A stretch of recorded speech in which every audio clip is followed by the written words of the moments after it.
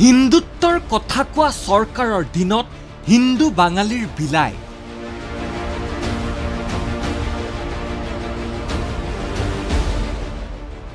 ভূমিৰ অধিকাৰ বিচাৰি ভোট বৰ্জনৰ হুংকাৰ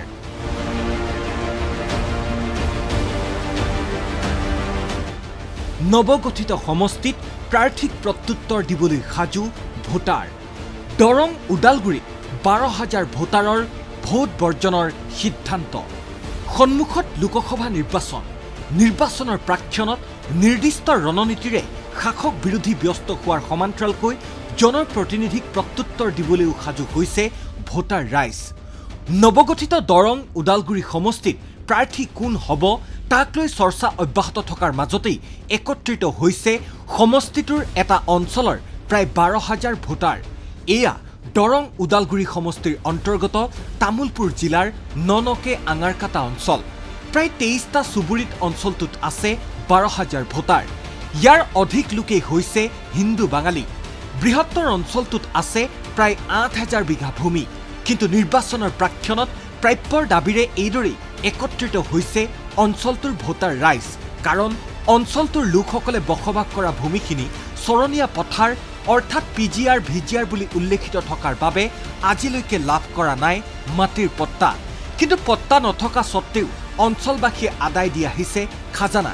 শেহতীয়াকৈ মাটিৰ পট্টাৰ ৰচিদত বেদখলকাৰী বুলি উল্লেখ কৰাত অধিক চিন্তিত হৈ পৰিছে অঞ্চলবাসী আগতে খাজনাত কোনো বেদখলকাৰী বুলি লেখা নাছিল মাজৰ পৰা মানে বেদখলকাৰী বুলি লেখা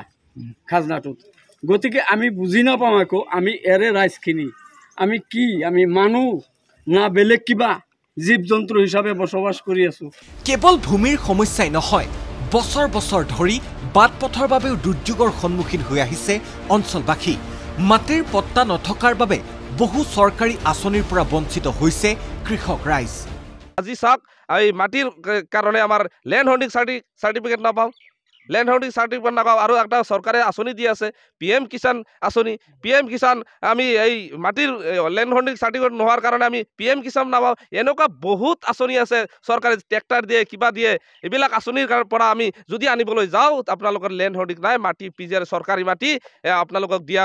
দিব নোৱাৰিম তো চৰকাৰে যদি আমাক এইটো পিজিআৰ চৰকাৰে মানুহ বুলি কয় তাত বসবাস কৰা মানুহে যদি চৰকাৰী আঁচনি নাপায়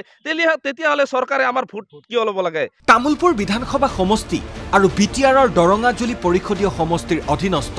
বৃহত্তৰ অঞ্চলটোৰ লোকে প্ৰতিবাৰেই ভোটাধিকাৰ সাব্যস্ত কৰে যদিও এইবাৰ তেওঁলোকে লৈছে কঠোৰ সিদ্ধান্ত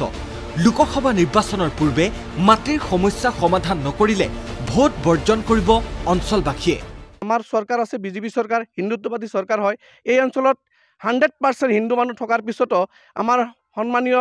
অসমৰ মুখ্যমন্ত্ৰী ডাঙৰীয়া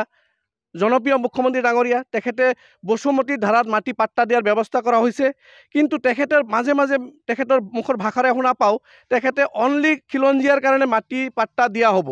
তো আমাৰ এই মানুহখিনি আমি ভোট বেংক নেকি আমি অকল মাত্ৰ ভোট দিব লাগে নেকি ভোট দি থাকিম আমি মানে জিতাই থাকিম কিন্তু তেখেতে বসুমতী ধাৰা যে মাটি পাট্টা দিব পাৰে আমি কি খিলঞ্জীয়া নহওঁ নেকি খিলঞ্জীয়াৰ ভোট নালাগে নেকি আমি অখিলঞ্জীয়া নেকি পূৰ্বে কোকৰাঝাৰ লোকসভা সমষ্টিৰ অন্তৰ্গত আৰু বৰ্তমান দৰং ওদালগুৰি সমষ্টিৰ অধীনস্থ ননকে আঙাৰকাটা ৰাইজে নৱশৰণীয়াৰ কাৰ্যকালত কোনো সমাধান নোহোৱাৰ দাবী তুলি নতুন প্ৰাৰ্থীয়ে সমস্যা সমাধানৰ প্ৰতিশ্ৰুতি দিলেহে ভোটদান কৰাৰ সিদ্ধান্ত গ্ৰহণ কৰিছে মাটি পট্টা অবিহনে আমি এই এনকে আঙাৰকাটা বৃহত্তৰ অঞ্চলৰ ৰাইজে ভোট বৰ্জন কৰিবলৈ আমি বাধ্য হ'ম একমাত্ৰ আমাৰ মাটিৰ পাট্টাই নহয় আমাৰ ইয়াৰ অঞ্চলত স্বাস্থ্য শিক্ষা লগতে বিভিন্ন ক্ষেত্ৰত আমি পিছ পৰি আছোঁ এই অঞ্চলত কোনো ধৰণৰ ৰাস্তা ঘাটৰ ব্যৱস্থা নাই আপোনালোকে দেখিবলৈ পাইছে এই অঞ্চলত বহু সমস্যাতে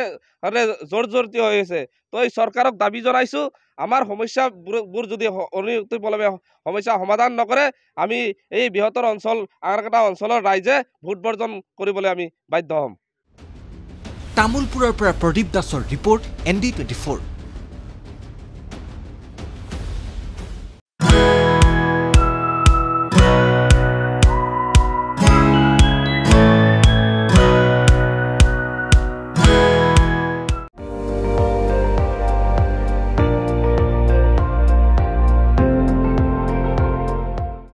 আপুনি চাই আছে ND24 সৰ্বশ্ৰেষ্ঠ নহয় সৰ্বোত্তমৰ দৌৰত।